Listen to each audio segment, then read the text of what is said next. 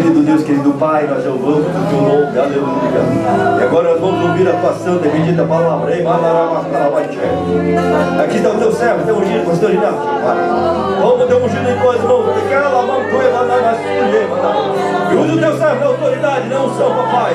Pois tu chamaste para uma grande obra nesta nação. Renova as tuas forças. Pai. Renova os teus servos, papai querido. Porque está diante de papai, para ministrar a tua palavra, papai querido. Está fazendo a tua vontade, meu Deus. Usa o teu servo e fala comigo. Fala conosco, Pai. Aquilo que nós precisamos ouvir, Pai. Vai curando, vai restaurando a fé, a confiança, a ousadia, Pai. Ao teu povo, Senhor Deus querido. Porque nós somos do teu povo, comprado e lavado pelo teu sangue. É o que nós te pedimos em nome do Senhor Jesus Cristo. Aleluia, aleluia, aleluia. Oh, glória. Vamos ouvir a palavra, amados. Receba a palavra. Porque Deus é Deus da palavra, Deus poderoso que confiou a sua palavra em nossa vida. Ouvimos a palavra agora em nome de Jesus. Aleluia.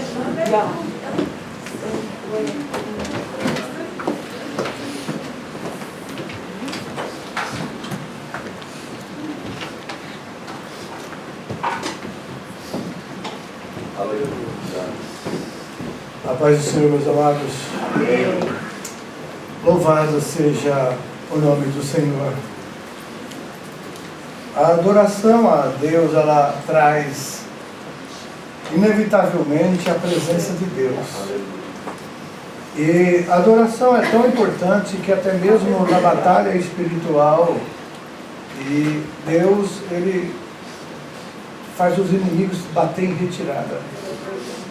Muitas vezes, o inimigo ele quer influenciar a nossa mente, o nosso coração, para nós desistirmos de servir a Deus. Mas Deus, Ele conhece o nosso coração e sabe de tudo aquilo que nós precisamos. Vamos abrir a Bíblia em Mateus capítulo 26, versículo 28. Mateus capítulo 26, versículo 28.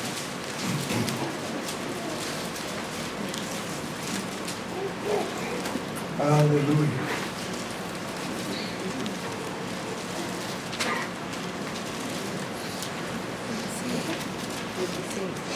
Porque isto é o meu sangue, o sangue do Novo Testamento, derramado por muitos para remissão dos pecados.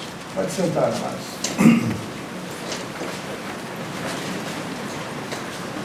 O sangue de Jesus. O sangue de Jesus, amado, ele foi derramado, e o poder desse sangue, ele tem um poder tão grande, maravilhoso, que ele segue há quase 2000 anos já, purificando todo aquele que se achega a Jesus. Aleluia. Através do Evangelho. A remissão dos nossos pecados significa que estávamos condenados, não havia nenhuma oportunidade para nós. O poder do sangue de Jesus para a remissão dos pecados, sendo a única forma de salvação, a única forma do homem ser perdoado, é através desse sangue. É o único que tira pecado. O sangue de animais que era feito no Velho Testamento cobria os pecados. Era um sinal de fé, era um sinal de que acreditavam que viria o perfeito. Da mesma forma, hoje, quando nós tomamos a Santa Ceia, estamos reafirmando o poder desse sangue. Aleluia. E é interessante que, além da remissão dos pecados, o Senhor falou lá em João 6,53, ele disse: em verdade eu te digo que se você não comer da minha carne, a carne do Filho do Homem, e não beber do seu sangue, você não tem vida. O sangue, amados, tem um simbolismo de vida. Tanto é que a Bíblia recomenda, em Atos capítulo 15, foi novamente reafirmado que nós não devemos comer a carne com o sangue do animal. Porque o sangue é a vida do animal. Então, foi recomendado à igreja dos gentios da época se deveriam seguir ou não os rituais, os cerimoniais judaicos. Então, os apóstolos decidiram que eles não deveriam seguir os rituais judaicos com relação à circuncisão da carne, com relação às festas que os judeus faziam. Porque tudo que o judeu fazia no Antigo Testamento se cumpriu em Cristo Jesus. Então agora estava abolido, mas que eles deveriam se abster de comer carne sufocada. Então nós fomos criados muitas vezes, o nordestino principalmente, ele tem muito costume de comer carne sufocada, destroncar o pescoço do frango, ou fazer o chouriço, que é puro sangue ali. E então a gente vai conhecendo isso e vai dizer, por que não pode? É porque exatamente que ali está a vida do animal. E quando o povo do Antigo Testamento, eles derramavam o sangue dos animais, substituindo do seu próprio, por causa dos seus pecados, o animal era sacrificado. Eles criam que haveria um dia em que esse tipo de sacrifício seria tirado, porque o verdadeiro sacrifício viria, que era Jesus. E quando Jesus derramou o seu sangue na cruz, ele cumpriu toda a ordenança que Deus tinha dado ao homem para a remissão dos pecados. E é por isso que ele diz que temos que comer da carne e beber do sangue do Filho de Deus. E é interessante que esse discurso de Jesus provocou muita confusão na época. E até hoje causa confusão. Na história da igreja nós vemos que muitas vezes as pessoas denunciavam os crentes nas suas reuniões, porque eles ouviam falar sobre essa passagem e diziam lá para as autoridades, lá eles comem carne de gente, sangue, bebem sangue de gente. Porque eles falam lá que eles vão beber o sangue e vão comer a carne. E muitas igrejas na época, reuniões, foram cercadas por isso. Mas o que significa exatamente, e o que Jesus quis dizer, quem não comer da minha carne e não beber do meu sangue, não tem parte comigo, não tem vida. Nós vemos, amados, que a palavra de Deus, ela só pode ser compreendida espiritualmente. Se nós quisermos mentalmente entender a palavra com o nosso conhecimento, com a nossa sabedoria, nós vamos nos perder. Se os próprios discípulos na época não compreenderam, imagina quem não tem o Espírito de Deus. Então, quando a Bíblia fala sobre isso, ele fala sobre também a justificação, pois quando Paulo estava falando aos romanos, ele disse logo, muito mais agora, sendo justificados pelo seu sangue, seremos por ele salvos da ira. Então, esses salvos da ira é exatamente uma substituição que foi feita. A ira de Deus está sobre o homem em pecado. Mas quando este homem ele é justificado, então não há mais culpa. O que Jesus fez foi pagar o preço pela nossa dívida, que era tão alta que não podia ser paga. Você imagina, nós hoje, com toda essa facilidade que temos, não temos servido a Deus como realmente poderíamos, gostaríamos e deveríamos. E Ele olha para você e para mim e conhece o nosso coração, não é verdade? E quantas vezes a natureza carnal nos incentiva a fazer certas coisas, falar certas coisas, que você sabe que não pode, que não deve, porque é errado, é pecaminoso. Pecamos por palavras, por ações e por omissão. Quando alguém pode fazer o bem e não faz, comete pecado. Quando alguém não fala, mas pensa e aceita aquele pensamento, comete pecado. Quando alguém pode não adulterar fisicamente, mas ele pode adulterar mentalmente, o Senhor Jesus falou isso. Está escrito, não adulterarás. Mas eu vos digo, se um homem olhar para uma mulher e no seu coração conceber estar com ela, já adulterou. Então toda sorte de pecado que surge hoje, está à nossa disposição na internet. As pessoas podem não estar pecando, mas virtualmente está cometendo o mesmo adultério, como se fosse físico.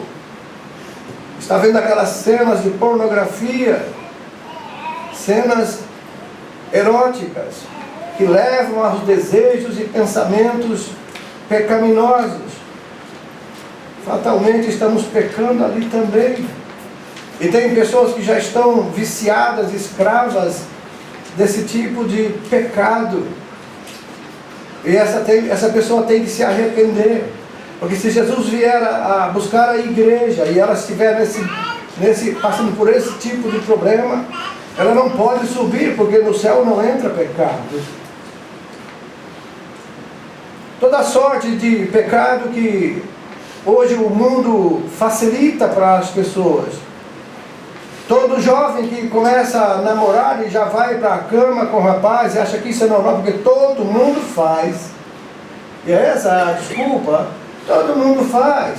Se conheceu, tem que se conhecer para ver se vale a pena. A Bíblia diz que isso é fornicação. É pecado contra o corpo. E o nosso corpo é templo do Espírito Santo. Portanto, está sendo maculado o corpo, o templo do Espírito. E é um pecado, e um pecado grave diante de Deus. Portanto, todo jovem cristão que vai namorar tem que lembrar disso. Não aceite a tentação de estar achando que porque todo mundo faz, você também pode fazer, porque você vai estar pecando contra Deus e estragando o teu futuro, que você, depois que você comete essas coisas, você está sujando de novo o seu corpo que estava limpo pelo sangue de Jesus. Casado, pior ainda. Uma mulher ou um homem desejar outro homem no coração já está adulterando. Isso está tudo registrado diante de Deus. Nós somos o povo de Deus, lavados e remidos pelo sangue de Jesus. Amém. Nós somos justificados pela fé, por isso temos paz com Deus.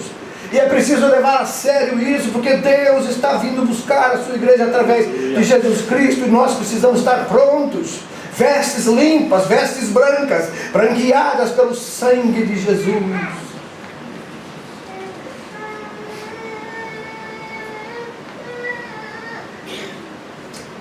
E ele disse no final do versículo: nós somos justificados pelo seu sangue e seremos por ele salvos da ira.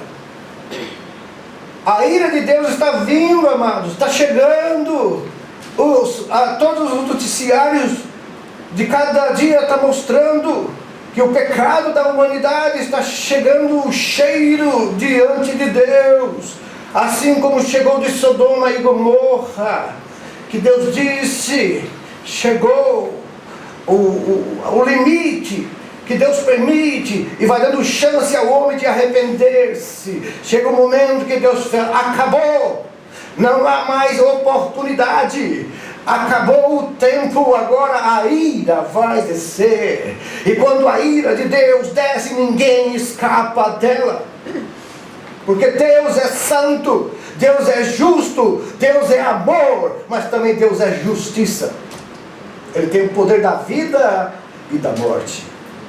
Ele pode dar vida, ele pode matar, ele pode ferir, ele pode sarar, porque ele é Deus e nenhum outro há. Aleluia! Satanás, o inimigo, age nesse mundo, mas ele só age com a permissão de Deus, nos limites que Deus dá a ele. E o homem é que vai quebrando esses limites, porque o homem vai pecando e o diabo vai avançando, avançando e avançando na nossa vida. Nós estamos estudando a história da igreja, a história de Israel. E nós estamos vendo o quanto Israel, quando se aproximava de Deus e santificava a sua vida, Deus pelejava por Israel.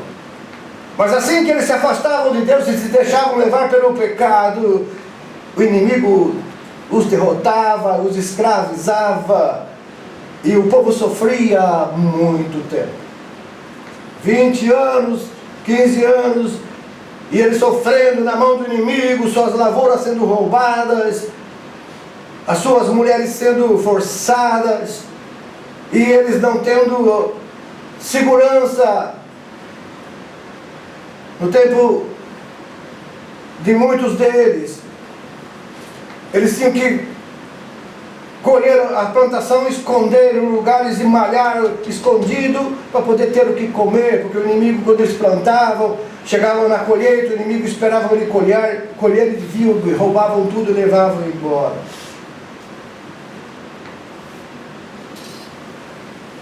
Hoje, a nossa vida se repete isso. Somos salvos, lavados, remidos no sangue do Cordeiro de Deus. Mas se nós nos deixarmos levar de novo por essas coisas, o inimigo vai prevalecer também sobre nossa vida. Começa a roubar as nossas coisas. Começa a tirar de nós a paz, a alegria, a felicidade. Traz confusão na nossa família, na nossa vida, no nosso trabalho. E nós não perdemos a paz que temos. Jesus disse que a paz que Ele dá, o mundo não tem. Então por isso precisamos, amados, santificar a nossa vida, olhar para Jesus, caminhar olhando para Ele, obedecer a sua palavra, garantido Ele dá. A garantia diz, se nós colocarmos em prioridade na nossa vida o reino de Deus e a sua justiça, tudo que precisarmos Ele estará acrescentando, abençoando, dando graça para nós vivermos e suportarmos tudo que vem sobre nós. Mas infelizmente, se nós estamos vivendo uma vida dupla, e nós não valorizamos o que Deus tem dado a nós, o inimigo vai prevalecer. O sofrimento é inevitável e perdas teremos muitas. Mas se nós aceitarmos a correção de Deus e resolvemos voltar a Ele com o coração contrito e quebrantado, Deus não nos rejeitará. Ele nos dará a vitória sobre o inimigo. E é interessante que seremos salvos da ira. A ira não está longe de chegar na terra. Olha como está essa geração. Olha como estão os governos do mundo agora. Olha como estão vivendo as pessoas, amadas. Olha como a confusão está entrando, como as igrejas estão sendo permissivas, tolerando o pecado dentro delas. Olha como o inimigo está causando confusão, intrigas e contendas dentro da própria igreja do Senhor. As pessoas estão deixando o amor esfriar. O primeiro amor, aquele primeiro amor que a gente tinha a maior devoção de estar na casa do Senhor adorando a Ele, de repente foi substituído por intrigas e contendas do nosso eu, do nosso ego, porque eu, esse mesmo eu que Lúcifer teve lá no céu e disse: eu irei, subirei até as mais altas nuvens e chegarei até o trono de Deus, e no trono de Deus me assentarei e como Deus serei. Foi aí que Deus disse: ó, estrela da alva, tu que brilhavas, que entre pedras afogueadas andavas, a música estava em ti desde o primeiro dia que nasceste, que foste criado, mas o orgulho subiu ao teu coração e você se ufanou, se orgulhou disso. e quer ser igual a Deus, eis que você perde todo o seu brilho.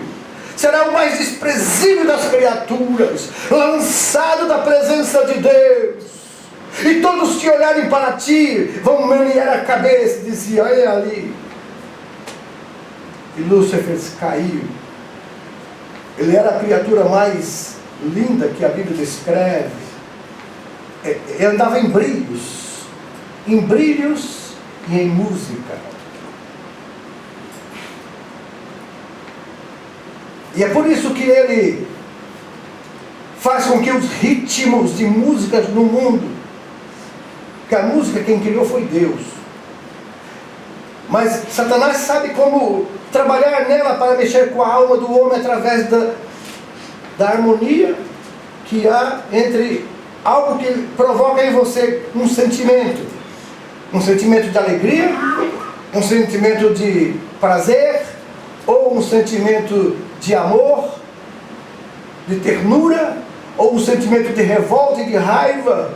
Por isso que tem esses ritmos que você conhece, funk, punk e outros mais, que levam a pessoa a querer bater, querer se esmurrar, querer chutar. E é interessante que estão colocando esses ritmos dentro das igrejas também, como se para atrair os jovens que gostam dessas coisas. Coloca. Então, antigamente a gente pregava a palavra para que o jovem viesse para a igreja e mudasse a vida de acordo com a Bíblia. Hoje tem igrejas que, para atrair jovens, coloca tudo aquilo que o mundo tem dentro da igreja, para que ele se ache bem dentro da igreja, porque o mundo está dentro da igreja. O ritmo do mundo, as coisas do mundo está dentro da igreja. Então eles se sentem bem no lugar.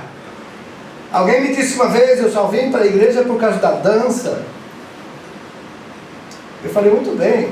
Muitos vêm por causa de doença, por causa de problemas, por causa de situações difíceis, por causa de tantas coisas, por causa de entretenimento, danças, muita música, muito louvor. Bonito, é bom.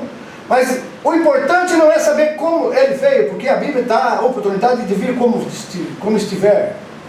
Mas assim que conhece Jesus, se não houve mudança, então ele só está ali por causa da música. Tira a música, ele vai embora. Tira a dança, ele vai embora. Porque ele não está na igreja por causa de Jesus. Está por causa da música, do entretenimento. E é por isso que tem pastor hoje se arrebentando. Porque a igreja dele era cheia por causa do entretenimento. Agora vem essa pandemia, cadê as pessoas?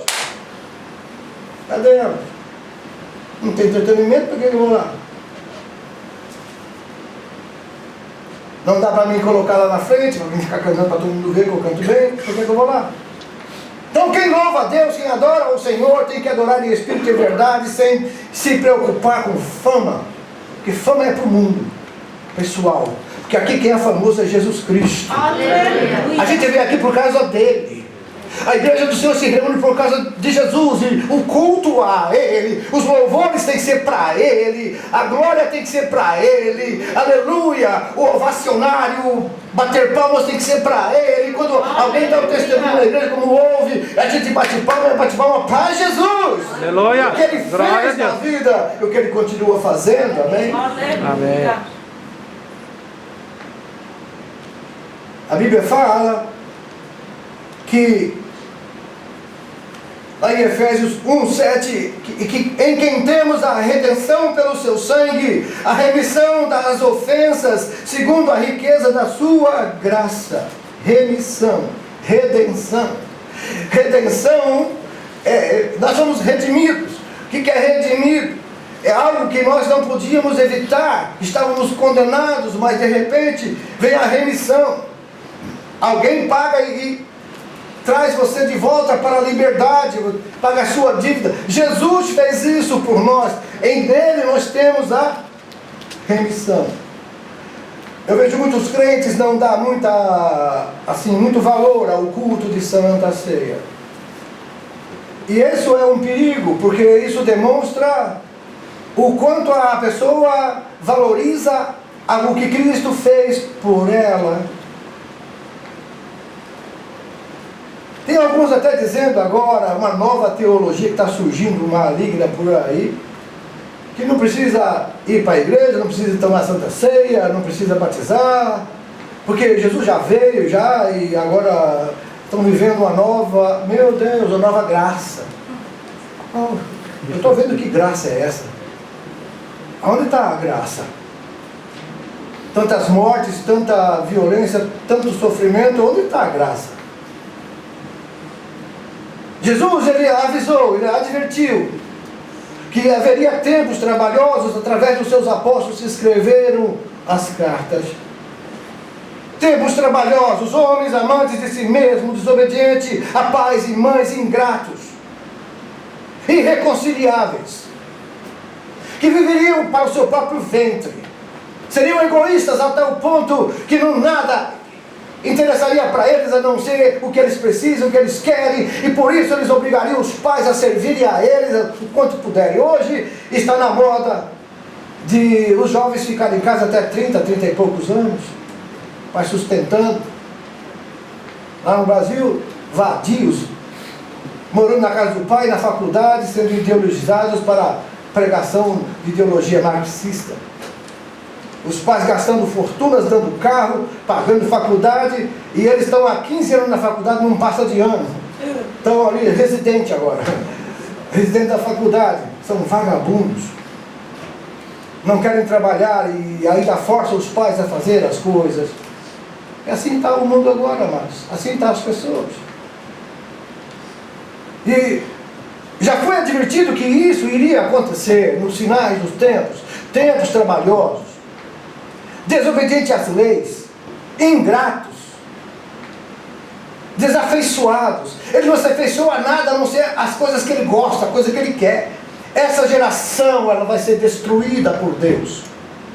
Essa geração que não escapar desse tipo de coisa será destruída. Eu estou falando a verdade, porque além de vocês estão aqui ouvindo, tem pessoas na internet que vão ouvir essa mensagem, ou eles se arrependem, ou eles mudam de vida, ou o que espera eles será uma coisa tão terrível para a eternidade, que eu tenho pena disso. Mas como a gente tem a palavra de Deus e tem que pregar e tem que falar a verdade, tem que tirar o açúcar e o glacê de cima do Evangelho e pregar ele puro, verdadeiro, como a Bíblia fala. Esse Evangelho que já foi demolido por muito tempo, está todo enfeitado para agradar as pessoas, levantar a autoestima moral das pessoas, e isso não é bíblico. A sua e a minha autoestima é levantada, negar-se a si mesmo, tomar cada dia a sua cruz. Aleluia. A nossa autoestima é servir Jesus de coração. É renúncia pessoal. É dizendo, já não vai vivo eu, mas Cristo vive em mim. A vida que agora vivo na carne, eu vivo na fé do Filho de Deus. Esta é a verdadeira autoestima do crente. Aleluia. Eu tenho tanta alegria de falar isso, amado, quando eu posso dizer, já não sou eu mais que vivo, mas é Cristo que vive em mim. Sabe por quê? Porque se Cristo vive em mim, realmente as minhas decisões, o meu andar, o meu falar, tudo vai ser controlado por Ele, e Ele não falha, Ele não erra, Ele é perfeito, então eu também serei perfeito.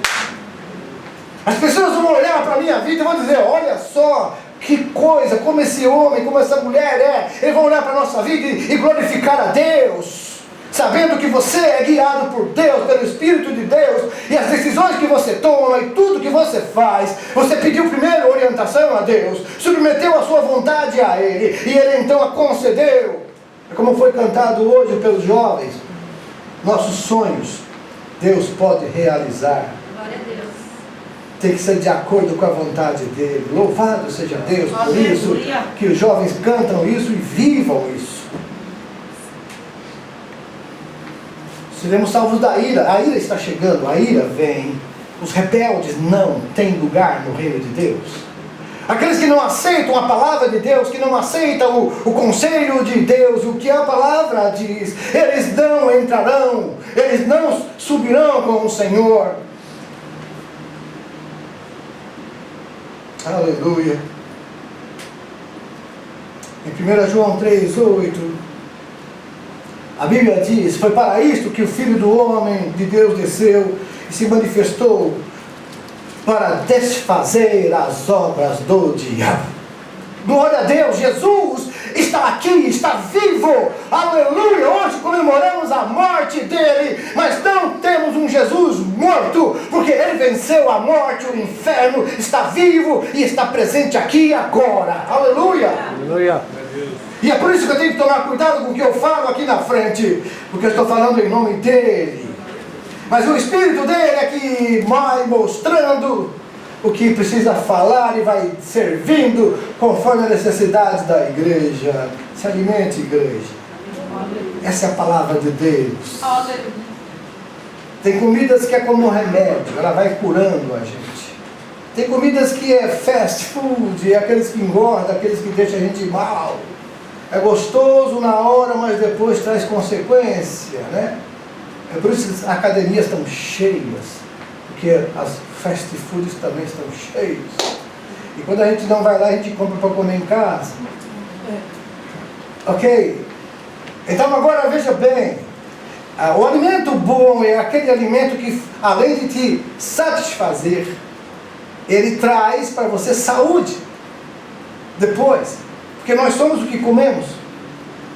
Então, se nós comemos a palavra de Deus e nós digerimos ela em nosso ser, ela vai gerar em nós essa saúde espiritual, que é tão importante, muito mais do que saúde física. Porque por mais saudável que estejamos, um dia nós vamos sair dessa carne. A minha mãe tinha 94 anos. Ela ia ao médico levado pela minha irmã e o médico olhava e examinava ela e dizia: sua mãe não tem nada, tudo nela está perfeito, o problema é a idade, ela já está velha. E eu louvei a Deus quando Deus a levou. Pastor, meu irmão, nós somos egoístas, é verdade, a gente sabe para onde vai. Ela é crente em Jesus, uma serva de Deus Altíssimo, criou filhos, criou netos, bisnetos, tinha a alegria de andar e passear, de repente tudo aquilo perdeu, ela não podia mais passear, porque andava e caía, não podia mais, e tudo isso ela perdeu, e ela falou: o que eu vou fazer aqui? A gente querer que ela permaneça ali só para a gente ver ela ali, e ela levantando e caindo, e sofrendo, indo para o hospital, é isso que a gente quer? Mas Deus me concedeu a graça de, antes dela partir, eu ir ao Brasil e dormir no colo dela, como um bebê. Que para os pais, sempre os filhos serão bebês. É? Sempre serão. Podem crescer, podem casar, mas serão sempre os bebês. E como alguém falou e comentou quando eu pus a foto, disse: que gostoso é o colo de uma mãe. E é verdade. Expressa um amor que não consegue se explicar. É um carinho que a mãe tem pelos filhos, que mesmo com todos os problemas que há, as incompreensões, os erros que eles cometem, os filhos muitas vezes não entendem, mas quando eles veem o filho perto e senti-lo, é como se ela estivesse de novo vivendo. Eu pude fazer isso, Deus me concedeu. Mas quando eu vi a situação dela e o sofrimento, eu falei: Senhor, ela é tua, descansa ela. Entregar assim, amados, é difícil, porque a gente ama, mas porque ama não quer ver sofrer. Uma vez um casal já eram velhos, os dois viviam uma vida tão harmoniosa, e um dia a esposa morreu, e no velório alguém perguntou para ele se ele queria falar alguma coisa, e ele disse: eu agradeço a Deus porque ela foi antes de mim. Todo mundo olhou assim, olhou para o outro: será que está querendo casar de novo? Será que já tem alguma em vista? Mas o homem já era um senhor. Ele falou assim: por que o senhor está pensando assim? Porque eu sei o quanto ela me ama, e eu sei o quanto eu amo ela. E quem ficar é que vai ficar sofrendo, porque quem for vai estar bem com Deus. Então eu sei que ela está bem, então eu estou feliz com isso. Eu vou sofrer a falta dela, mas eu estou feliz porque ela foi primeiro que eu. Então veja que é invertido o pensamento de Deus no pensamento humano. Colocar a esperança somente nas coisas desta terra nos faz assim. E é por isso que Jesus Cristo veio para tirar de nós essa condenação à morte eterna, para nos dar a esperança da vida eterna. E Paulo diz, né, que nós devemos nos consolar uns aos outros com essas palavras de que nós não morremos, nós dormiremos e um dia nos encontraremos todos na glória, porque fomos lavados pelo sangue de Jesus. Aleluia. Para isso o Filho de Deus se manifestou, para desfazer as obras do diabo. O que é as obras do diabo? Pecado e morte e inferno. A obra de Jesus, vida e vida eterna para aqueles que creem. E por isso, amados, nessa manhã, quando nós vamos participar da mesa do Senhor, não permita que nada desse mundo possa tirar de você a direção de Deus da sua vida. Essa direção que somente Deus pode dar e a palavra dele pode nos ajudar. A condenação que o mundo está debaixo dela e a justa ira de Deus que está descendo agora sobre a terra vai ser para que a justiça de Deus seja cumprida. O amor de Deus, ele está sendo derramado no mundo por todo esse tempo. As oportunidades que Deus está dando para o homem se arrepender é todo o dia. E as misericórdias dele, a Bíblia diz, se renova cada manhã. Ela não tem fim, mas a misericórdia de Deus, a gente coloca um fim nela. Porque quando nós queremos desobedecer, não queremos aceitar que Deus determinou, então nós vamos sofrer as consequências de nós nos rebelarmos contra a glória de Deus, a majestade de Deus, nos rebelarmos contra o presente de Deus, que foi Jesus Cristo como Salvador.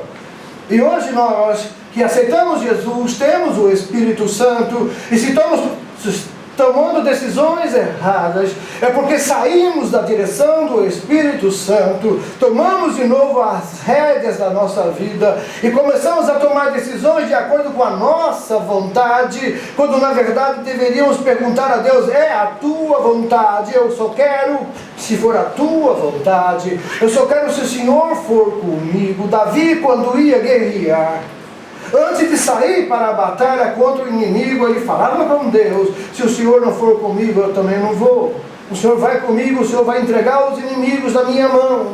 E Deus dava um sinal para ele, que dizia: quando acontecer isso, Davi, pode ir, porque eu já entreguei os inimigos nas tuas mãos. E Davi sempre vencia as suas batalhas. Nós sempre venceremos as nossas batalhas quando nós colocarmos Deus na frente de nossas decisões. Jesus morreu para isso, para nos livrar, para nos redimir, para nos dar vida, para nos justificar. E nós não podemos, amados, negligenciar isso de uma forma, querendo viver a nossa própria vida, de acordo com a nossa própria vontade, do nosso próprio jeito. Com Deus só é, amados, glorificado, só é honrado quem se humilha. Com Deus, a humilhação é como asas que nos levam às alturas. Aleluia. Quando nós nos humilhamos, Deus vai nos exaltar. Mas quando nós nos exaltamos e achamos que podemos e somos, Deus vai nos humilhar. E Ele faz isso por amor. Porque se não continuarmos com esse orgulho, isso é fatal. Porque o orgulho começou no coração de Lúcifer lá no céu. E todo o desejo da gente ser e ter vem de Lúcifer. Por quê? Porque Lúcifer queria ser Deus. E que nós devemos ser, pastor? Nós devemos ser servos, filhos, lavados e remidos pelo sangue do Cordeiro, pelo sangue de Jesus, esperando a nossa redenção e também o nosso galardão que está nos céus. A nossa recompensa não está na terra, a nossa recompensa está nos céus. Por isso Jesus fez tudo isso. Esse sangue dele tem esse poder de nos limpar, de nos lavar, de nos purificar. Você pode entender isso? Eu vou terminar agora essa palavra pedindo a você, encarecidamente, valorize o que Jesus fez por você e por mim. Igreja, vamos valorizar o que Jesus fez, o poder desse sangue. Nunca negligencie a ceia do Senhor, porque quando estamos aqui ceando, estamos dizendo: Senhor Jesus, eu estou lembrando da tua morte até que o Senhor venha. E ele avisou aqui em João capítulo 6, depois você leia mais para você tentar entender: aquele que não come da minha carne e não bebe do meu sangue não tem parte comigo, não tem nele a vida, porque a vida está no sangue de Jesus. E esse sangue de Jesus, amados, ele é como é um memorial de fé, assim como o sacrifício do Antigo Testamento não tirava os pecados, apenas cobria. Ao acontecer o verdadeiro, que é o sangue de Jesus ser derramado, quando nós tomamos esse cálice e comemos esse pão, estamos pela fé dizendo: eu aceito essa vida, porque o sangue e a carne de Jesus é verdadeiramente comida, o corpo, que é o pão, e o sangue verdadeiramente bebida. Mas que bebida é essa que Jesus está falando? Ele não estava falando do corpo físico dele, da carne. Ele não estava falando do sangue dele que estava nas veias dele. Ele estava falando espiritualmente sobre Jesus todo em nossa vida. O que é vida em nós? O sangue nosso. E se esse sangue nosso ele for pela fé, aleluia, misturado no sangue de Jesus, quando nós bebemos o cálice, significa, aleluia, que ele está em nós, literalmente correndo nas nossas veias, fazendo vida em nós. Jesus é vida. E se eu tenho Jesus em mim, eu tenho vida. Se eu como o pão, simbolizado o corpo dele, eu vou ter saúde no meu corpo espiritual, que estará sendo tirado daqui a pouco. Esse corpo vai, ou ele vai para a terra, e para que depois venha o corpo glorificado, ou ele vai ser transformado na volta de Jesus nas nuvens para buscar a sua igreja. Mas essa carne não herda o reino dos céus, vai ter que ser glorificado, porque Paulo disse em 1 Coríntios 15: convém que o que é mortal se revista de imortalidade, convém que o que é corruptível se revista de incorruptibilidade. E aí, igreja, estaremos aonde? Para sempre com o aleluia. Vamos ver. Então vale a pena você renunciar a tudo isso que o mundo está te oferecendo. Vale a pena você mudar o seu conceito do que é o sangue, do que é o corpo de Cristo para nós hoje. A Igreja Católica acredita na transubstanciação, e alguns crentes também. Significa o quê? Eles acham que depois que nós orarmos, esse pão vai virar a carne de Jesus, esse vinho vai virar o sangue de Jesus. Mas a Bíblia não diz, diz é um memorial. O que é memorial? É lembrar da morte até que ele venha. Portanto, é um símbolo. Tá ok? Então nós vamos hoje participar da ceia do Senhor. Mas antes de participar, como a palavra diz, examine-se, pois, o homem a si mesmo, e assim coma desse pão e beba desse cálice. Por que a Bíblia diz? Porque se nós julgarmos a nós mesmos, nós não seremos julgados. E se Deus fala isso, é para não sermos condenados com o mundo. Isso é a leitura que fazemos sempre.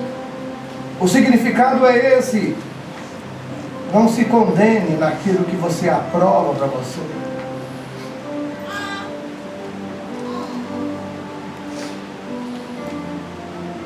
A presença do Senhor está nesse lugar de uma forma maravilhosa. Se você sentiu algum peso agora no seu coração, o Espírito Santo mostrou a você algo que você precisa mudar. Confesse agora ao Senhor. Confesse a Ele e diga: perdão, Senhor. Perdão. Eu errei, eu pequei. Não procure culpado, não procure ninguém que você possa dizer: eu pequei por causa disso, por causa daquilo. Você pecou porque você quis. Porque nós estamos livres do poder do pecado. Então o pecado não tem mais poder sobre nós se nós estivermos em Cristo.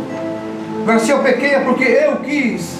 Porque se Ele não tem mais poder sobre mim, mas eu pequei, então eu quis pecar. Então agora peça perdão e diga: perdoa-me, Senhor, porque eu pequei. Por favor, tire da tua presença o meu pecado. Que o sangue de Jesus me purifique agora. Aleluia, de todo o pecado. Porque a Bíblia diz que se você confessar o pecado, Ele é fiel e justo para perdoar os pecados e nos purificar de toda injustiça. Amém?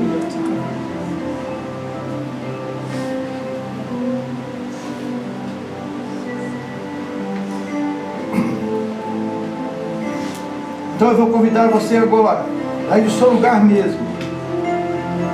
Se você se sente culpado, indigno de tomar a ceia do Senhor,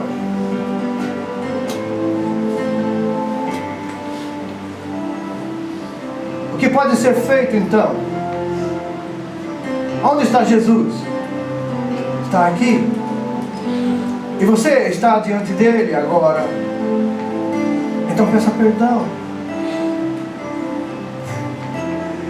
Ele é o nosso advogado. Ele morreu por nós. O sangue dele tem poder ainda e continuará perdoando, limpando. Então peça perdão agora.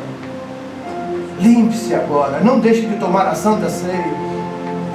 Se você já é batizado, você está em comunhão, mas de repente alguma coisa pode ter magoado o teu coração. Perdoe, libere perdão agora em nome de Jesus. Se alguém te machucou, se alguém te magoou, libere o perdão. Não espere sentir, obedeça, porque o perdoar é a obediência ao mandamento do Senhor. Perdoa, para que Deus te perdoe. Jesus falou em Mateus capítulo 6, que se a gente não perdoar aquele que nos ofende, tampouco o Pai Celestial nos perdoaria. Então eu não quero ficar com culpa sobre mim por causa de alguém que eu devo perdoar. Então eu perdoo, eu libero o perdão. Eu não morro de amores por essa pessoa, mas eu também não tenho ódio dela. Isso que é importante. Perdoe, libere o perdão e sinta a paz que só Jesus pode dar. Libere o perdão e sinta o seu corpo leve, porque o perdão solta as amarras que carregamos quando somos machucados e feridos. Hoje é o dia de Deus te dar um rumo diferente, uma forma de ouvir e de crer e de ver diferente aquilo que Deus quer de você e de mim. O escritor aos Hebreus disse: segui a paz com todos e a santificação, sem a qual ninguém verá o Senhor.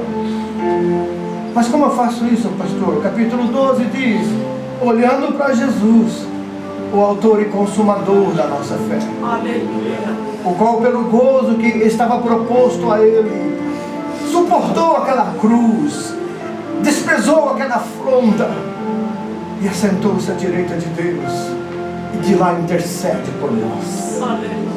Esse Jesus que nós adoramos hoje, esse Jesus que nós louvamos, esse Jesus que te ama está aqui e perdoa os teus pecados agora.